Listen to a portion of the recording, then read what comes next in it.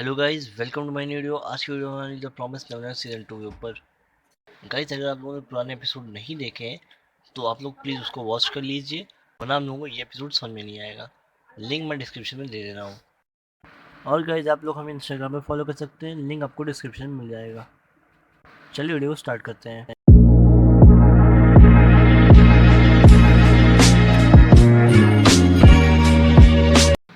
Episode की शुरुआत में जो डीमन विलेज होता है उसका हाल बहुत बुरा होता है, क्योंकि वहाँ पे कई डीमंस होते हैं, ऐसे रीजनरेटेबल डीमंस जिनकी हालत बहुत ख़राब होती है। कुछ डीमन एक दूसरे को खा रहे होते हैं, कुछ डीमन मर चुके होते हैं और कुछ डीमंस की बॉडी के ऊपर अजीब से बॉडी पार्ट्स आने लगते हैं। और फिर एमा के आने के बाद नॉर्मन काफ़ी ज़्यादा उदास फील कर रहा होता है, क्योंकि उसने सारे डीमंस को मार दिया, लेकिन इतना दर्दनाक मारा कि लेकिन फिर भी नॉर्मन अपने इमोशंस पे काबू रखता है और वो खुद से कहता है कि उसके पास ये करने के लिए और कोई चारा नहीं, क्योंकि वो जल्दी ही मरने वाला है। लेकिन एमा की सोच सबसे अलग होती है। वो नॉर्मन को देखती है और समझ जाती है वो नॉर्मन बाहर कैसा दिखा रहा है, मगर वो अंदर से कि वो काफ़ी ज़्यादा उदास है और वो बहुत काइंड पर्सन है। बाकी बचाने के चक्कर में सारी सारी जो प्रॉब्लम्स अपने सर लेने के तैयार हो गया। लेकिन एमा जो नॉर्मन को कंफर्ट करने के लिए वो सब कुछ कहती है जिससे नॉर्मन ठीक हो सकता है, लेकिन नॉर्मन फिर भी अपने डिसीजन से पीछे नहीं हटता है।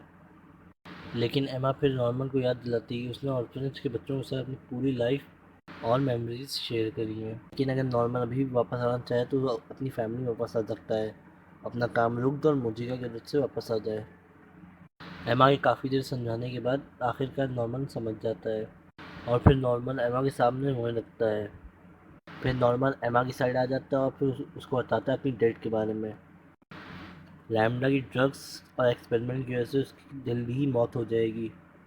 और फिर जो है सोंचू और मोजिका को अपने साथ लाए थे, तो दोनों मिलकर विलेज के नॉर्मल डीमेंस डीमेंस बना रहे थे और जो नॉन डीजनरेटेबल डीमेंस थे उन्हें बचा रहे थे।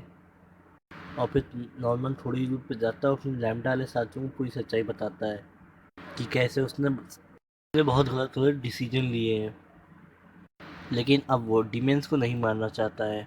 इसके बाद नॉर्मन के जो साथी होते हैं बहुत आसानी से नॉर्मन की बात मान जाते हैं, और दूसरी तरफ मोजिका और सोंजू सभी डीमेंस को नॉन डिजनरेटेबल डीमेंस बना चुके होते हैं। हमें वहाँ पे सारी प्रॉब्लम धीरे धीरे सॉल्व होती नज़र आ रही है।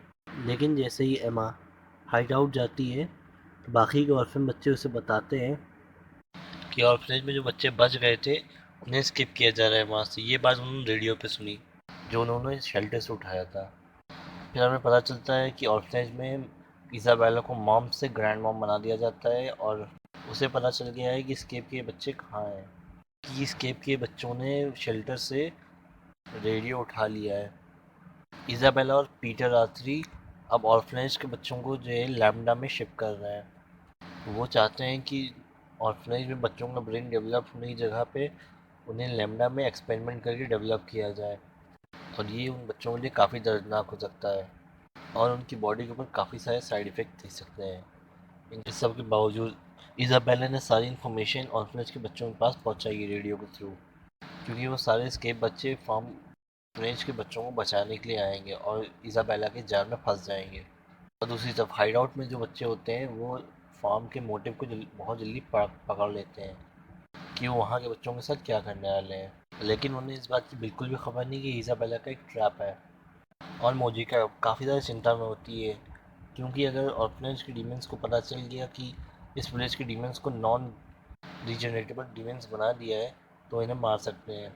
तभी वहाँ पे एक ओल्ड डीमन आते हैं और वो अपना नाम विल बताता है और बताता है कि 700 साल पहले मोजिका ने जिन जिन डीमंस को बनाया था नॉन डीजनरेटेबल डीमंस, तो ये भी उनमें से एक थे। और वो बताते हैं कि फार्म के डीमंस विलेज के डीमंस को कुछ नहीं करेंगे।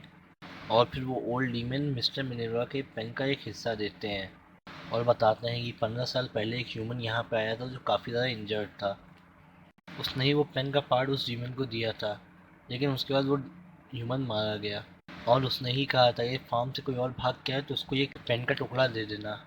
और ह्यूमन के मरने के बाद उस ओल्ड डीमन ने उस ह्यूमन को खा लिया और वो मानता है कि विलेज में अब जो भी हुआ है वो उसकी वजह से हुआ है। और फिर एमा उस पेन के दूसरे पार्ट को पेन में लगा के यूज़ करती है तो एक मैप खुल जाता है। इसमें काफ़ी सारी जगह होती है और उसमें एक तरह का हेडक्वार्टर भी होता है। और वहाँ पे एक रूम होता है जिसके अंदर नॉर्मन के ऊपर हुए साइड इफ़ेक्ट्स को ठीक करने की ड्रग है। और वहाँ पे एक रास्ता भी होता है जहाँ से डीमन वर्ल्ड से ह्यूमन वर्ल्ड जा सकते हैं।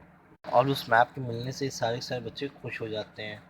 लेकिन उन्हें ये पता नहीं होता कि उनके बीच में ही एक कोई गद्दार है जो उनकी सारी खबर हेडक्वार्टर में भेज रहा है अपने फ़ायदे के लिए। गाइस ये एपिसोड यहीं पे ख़त्म होता है।